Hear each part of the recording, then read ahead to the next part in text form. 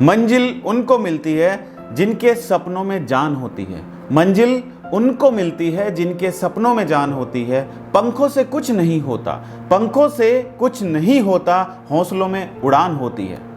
नमस्कार दोस्तों, मैं Amit Tyagi and you are watching my YouTube and Facebook programme. आज के समय में आप में से बहुत सारे लोग ऐसे होंगे जिन्होंने कभी ना कभी जिंदगी में किसी गरीब से जरूर मुलाकात की होगी, और हो सकता है आपने कभी जिंदगी में किसी गरीब की मदद जरूर की होगी। तो अगर आपने कभी ना कभी किसी गरीब की मदद की है तो सबसे पहले एक कमेंट जरूर बनता है। एक कमेंट करके मुझे ज़रूर बताइए कि क्या वाकई में आपने ज़िंदगी में किसी गरीब की मदद की है, किसी ज़रूरतमंद की आपने मदद की है कि नहीं की है। अगर मदद की है तो यस लिखिएगा, और अगर मदद नहीं की है तो नो लिखिएगा। तो आज ये वीडियो बनाने का मकसद यही है कि दोस्तों, गरीबी कभी ना कभी किसी के सामने ज़रूर आती है। मेरा प्रयास यही है कि ज़्यादातर लोग ज़िंदगी में उन लोगों की मदद ज़रूर करें जो गरीबी में जीते हैं। आपने देखा है, कभी आपने ट्रेन में सफ़र ज़रूर किया होगा। ट्रेन जब आप सफ़र करते हैं, उसके स्टेशन के बाहर जब आप देखते हैं तो बहुत सारे लोग ऐसे ही पड़े रहते हैं। सर्दियों के समय में आप ज़रा सोचिए, दिसंबर जनवरी का महीना होता है जिस टाइम पर कड़ाके की ठंड पड़ती है, और उस समय में भी बाहर रेलवे स्टेशन पर छोटे छोटे बच्चे, उनके माता पिता नीचे ही लेटे रहते हैं। उनके पास ओढ़ने के लिए कंबल तक नहीं होता है। तो ज़िंदगी में ऐसे लोगों की मदद ज़रूर करें। आज मैं आपको एक कहानी सुनाने वाला हूँ। कहानी है एक गरीबी में जीने वाली उस लड़की की जिसने अपनी मेहनत से और अपने पिताजी के सपोर्ट की बदौलत एक दिन वो आईएएस ऑफिसर बनी। आपके पास भगवान का दिया हुआ वो सब कुछ है जो उन गरीब लोगों के पास नहीं है। उनके पास घर नहीं है, उनके पास पढ़ने के लिए लाइट नहीं है, उनके पास पढ़ने के लिए अच्छे स्कूल नहीं है, लेकिन फिर भी वो गरीबी में रहकर भी मेहनत करके अपने सपने पूरे करते हैं। आपने जरूर देखा होगा, आप जब कहीं सफ़र करते हैं तो भूखे लोग खाना मांगने के लिए आपके पास आते हैं, तो हमेशा उन भूखे लोगों को खाना ज़रूर खिलाएं। ज़रूरतमंद लोगों की मदद ज़रूर करें। ऐसा नहीं, उन लोगों के लिए नहीं कि जो पैसे लेके शाम को कहीं और ही चले जाते हैं एंजॉय करने के लिए। ऐसे लोगों को पैसे नहीं देना है, लेकिन ज़रूरतमंद को ज़रूर आपको उनकी मदद करनी है। भूखे को ज़रूर खाना खिलाएं। अगर कहीं रास्ते में कोई बच्चा या कोई भूखा आदमी आपको टकराता है और वो बोलता है कि मुझे खाना खाना है, तो आप उसको खाना ज़रूर खिलाएं। गरीब बच्चों को जो पढ़ना चाहते हैं, उन बच्चों की मदद ज़रूर करें, क्योंकि उनके पास इक्विपमेंट नहीं है, उनके पास साधन नहीं है। दोस्तों, मेरी एक बात ज़रूर ध्यान रखना, गरीबी का ज़िंदगी में कभी भी मजाक नहीं उड़ाना चाहिए, क्योंकि गरीबी मेहनत तो वो भी करते हैं, पैसा तो कमाना वो भी चाहते हैं, लेकिन वो पैसा नहीं कमा पाते हैं। हौसला देखिए उस लड़की का और उसके पिताजी का। उस लड़की के पिताजी जो बहुत गरीब थे, गरीब इसलिए थे क्योंकि इतनी ज़मीन नहीं थी, कोई कारोबार नहीं था, सिर्फ 2-4 बीघे ज़मीन थी। उससे जो इनकम आती थी, उस इनकम से अपनी बेटी को अच्छे स्कूल में पढ़ाई करा रहे थे, ट्यूशन लगा रखे थे, अच्छे तरीके से अपनी बेटी की पढ़ाई में कोई कमी नहीं छोड़ रहे थे।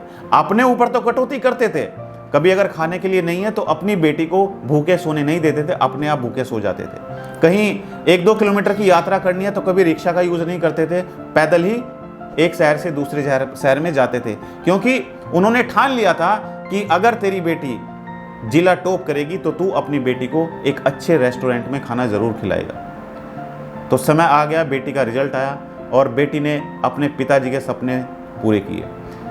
बेटी ने अपने डिस्ट्रिक्ट में नंबर 1 पोजीशन लाकर अपने पिताजी का सपना पूरा किया, और उनके पिताजी को शुभकामनाएं आने लगी। बेटी का नाम अखबारों में आने लगा, बेटी का नाम टीवी में चलने लगा कि एक किसान की बेटी ने अपना जिला अपनी मेहनत से 10th क्लास में टॉप किया है। अब उसके पिताजी को भी अपनी बेटी पे गर्व होने लगा। तो बेटी ने कहा कि पिताजी, आपने मुझसे वादा किया हुआ था कि जिस दिन मेरा 10th का रिजल्ट आएगा और मैं अपना जिला टॉप करूंगी तो आप मुझे अपने शहर के एक अच्छे से रेस्टोरेंट में खाना खिलाएंगे। तो पिताजी ने कहा कि हाँ बेटी, मेरे को याद है कि मैंने तेरे से कमिटमेंट किया हुआ था, और कल हम चलेंगे खाना खाने के लिए। तो अगला दिन हुआ और पिताजी अपनी बेटी को अपने साथ लेकर एक रेस्टोरेंट में गए, जो उनके शहर का अच्छा रेस्टोरेंट था, वहाँ पर गए। तो जैसे ही वो टेबल पर जाकर बैठे, वहाँ से वेटर आया। वेटर ने कहा जी बताइए क्या लेके आना है आपके लिए। तो पिताजी ने कहा कि बेटा मेरी बेटी के लिए खाना लेके आ, जो भी तेरे यहाँ पे खाना है, स्पेशल खाना है वो लेके आ, एक बनी बनाई थाली जो होती है वो लेके आ मेरी बेटी के लिए। उसने कहा सर आप नहीं लेंगे? उस किसान ने कहा नहीं, मैं नहीं लूँगा क्योंकि मेरे पास पैसे नहीं है, सिर्फ मेरी बेटी के लिए लेके आओ। आज मेरी बेटी ने 10th क्लास टॉप की है अपने ज़िले में। मैंने अपनी बेटी से वादा किया हुआ था कि बेटी जिस दिन तू 10th क्लास टॉप करेगी अपने ज़िले में, उस दिन मैं तुझे एक अच्छे रेस्टोरेंट में खाना खिलाऊंगा। तो आज मैं अपनी बेटी को किया हुआ वादा पूरा करने जा रहा हूँ। तो इसलिए बेटा मेरे लिए नहीं, मेरी बेटी के लिए खाना लेके आओ। तो वेटर भागे भागे अपने मैनेजर के पास गया। उसने अपने मैनेजर को कहा सर मैं आपसे एक बात कहना चाहता हूँ। उसने कहा क्या? सर मैं आपसे जो मुझे सैलरी मिलती है उस सैलरी में से आप मेरी डिडक्शन कर लेना, लेकिन सर आज यहाँ पर एक माता पिता आए हुए हैं, लेकिन सर आज हमारे होटल में एक ऐसे लोग आए हुए हैं जो बहुत गरीब हैं और वो अपनी बेटी को इसलिए खाना खिलाने लाए हैं क्योंकि उनकी बेटी ने हमारा जिला टॉप किया है 10th क्लास में, लेकिन उनके पास पैसे नहीं है, वो सिर्फ अपनी बेटी को खिलाना चाहते हैं। तो उसके मैनेजर ने कहा तो कोई बात नहीं, आप लेके जाइए, जो उनकी बेटी खाना चाहती है उनकी बेटी को खिलाइए, जो उनके पिताजी खाना चाहते हैं उनको खिलाइए, और एक प्लेट बेटी के लिए लेके जाइए और एक प्लेट उनके पिताजी के लिए लेके जाइए। तो वो वेटर उन दोनों के लिए खाना लेके आया। पिताजी ने कहा अरे बेटा मैंने तो तुम्हें नहीं बोला था कि मेरे लिए लेके आओ, मेरे पास पैसे नहीं हैं। तो उनके पिताजी को उस वेटर ने बोला सर हमारे मैनेजर साहब कह रहे हैं कि ये दावत हमारी तरफ से है, क्योंकि जैसी आपकी बेटी ऐसी ही हमारी बेटी। आपकी बेटी ने अगर पूरा जिला 10th क्लास में टॉप किया है तो समझो हमारी बेटी ने जिला टॉप किया है, तो ये दावत हमारी तरफ से है। तो वो पिताजी अपनी बेटी को खाना खिलाकर घर पे आ गए। अब उसकी बेटी ने 10th टॉप किया, फिर 12th टॉप किया। वो तैयारी करती रही, यूपीएससी की तैयारी की उसने, और यूपीएससी की तैयारी उसने जो की वो बड़ी मेहनत से की, और जब उसका रिजल्ट आया, रिजल्ट आने पर वो एक कलेक्टर बनी। जब वो कलेक्टर बन गई, उसकी पोस्टिंग हो गई, तो उसकी पोस्टिंग उसी शहर में हुई जहां पर उन्होंने खाना खाया था। तो उस बेटी को तो याद था कि वो दिन भी था जब तेरे पिताजी तुझे खाना खिलाने के लिए रेस्टोरेंट में लेके गए थे, लेकिन पैसा नहीं था और उस रेस्टोरेंट वाले ने हम दोनों को खाना खिलाया था। तो उस बेटी ने वहां पर मैसेज भिजवाया उस होटल में कि आज मैं आपके होटल में खाना खाने के लिए आ रही हूँ। तो वो बेटी अपने पिताजी को साथ लेकर उस होटल में गई और वहाँ पर होटल के मैनेजर से मिली और मैनेजर से बोला कि सर आपने शायद मुझे पहचाना नहीं। तो मैनेजर ने कहा कि नहीं मैंने आपको नहीं पहचाना।